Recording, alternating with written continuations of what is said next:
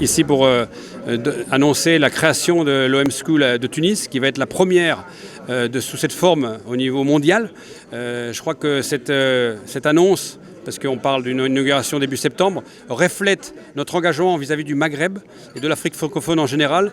Pour nous, il y a des années et des années de fidélité de la part du public tunisien.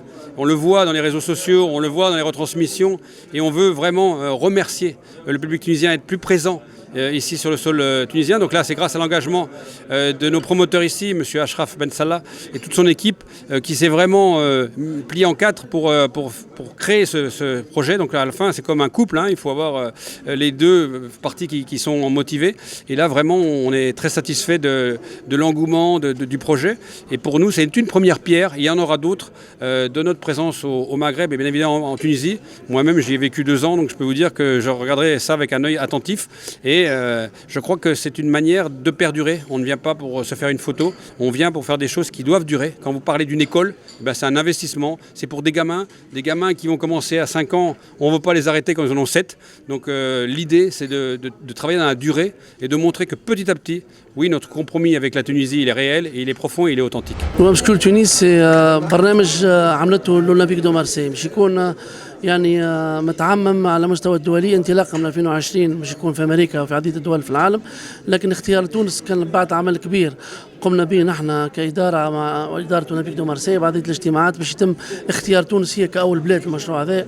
اختيار ما كانش اعتباطي، اسم أولمبيك دو مارسي اسم كبير، نادي 120 سنة، نادي برشا توانسة موجودين في مارسيليا وبرشا ديفان تاع مارسي موجودين في تونس. عندنا برشا ريلاسيون هيستوريك مع ليكيب هذيا، قريبة برشا لتونس، الكولتور نتاعها قريبة برشا لبلادنا. والأهم من هذاك هي مدرسة فعلية، لأنه عديد النجوم العالم تخرجوا من مدرسة الأولمبيك دو مارسي، وبرشا نجوم نتفرجوا فيهم هما أولاد الأولمبيك دو مارسي. دونك نحن حرصنا باش تكون اللي قاعد يصير على مستوى اولمبيك دو مارسي يصير على مستوى الأوم سكول تونس، باش نخرجوا نحن نكونوا الاولاد نتاعنا من 5 سنين حتى 16 عام على مستوى الكروي وعلى مستوى الذهني، ومن بعد نساهموا نحن في باش نخرجوا نجوم من تونس. اللي عندنا دي ستار توانسه يكوروا في الاولمبيك دو مارسي ولا فرق اخرى فرنسيه يتم استقطابها من الاوم سكول تونس. ابار هذاك باش يكون ثم فان زون، ثم مركب رياضي من اعلى طراز موجود في تونس، يعني فيه كل ما يهم الاولمبيك دو مارسي، لي زيكرون وقت المقابلات، قهوه خاصه بالحبايب نتاع النادي، المجازان خاصه بالاولمبيك دو مارسي. مش يحبوا يعاودوا يطلعوا البراند ويخدموا للشان انترناسيونال. اولمبيك مارسيليا كما قال معناتها العدد لي فان نتاعها موجودين برشا في فرنسا، لكن برا من فرنسا مش موجودين برشا. اليوم باش يعاودوا يحيوا الشيء هذاك اترافير المشاريع اللي كيما هكا. طاقه الاستيعاب نتاع الوام شكون ماهيش برشا. احنا باش نعملوا 14 بار كاتيجوريا كاو، يعني عدد صغير، لانه المجموعه زي ما تفوتش 14 باش تعطي ثمار للصغار هذوكم. دونك باش يكون عدد صغير برشا. اليوم تحل الانسكريبسيون اوفيسيالمون معناتها سواء عن طريق التليفون اللي في باج فيسبوك، سواء هو مشكول تونس بوانتيان. احنا نلوجوا في الكاليتي ونلوجوا في معناتها سيلكتيف برشا بالنسبه للصغار هذوما.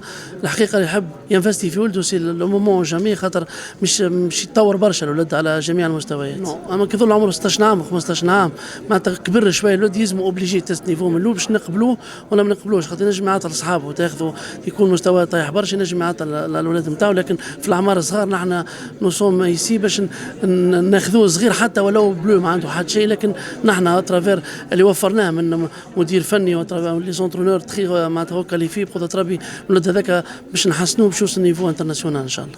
البخي انا قلت 785 دينار بور تريمستر، راهو البخي راهو سيلكتيف. برشا ناس يقولوا غالي، ما عندناش مشكل، لكن البلوس امبورطون بالنسبه لنا نضمنوا الكاليتي للولد هذوك، نضمنوا التكوين السليم، اوتوماتيكمون الشيء هذاك لازم يكون عنده ثمن.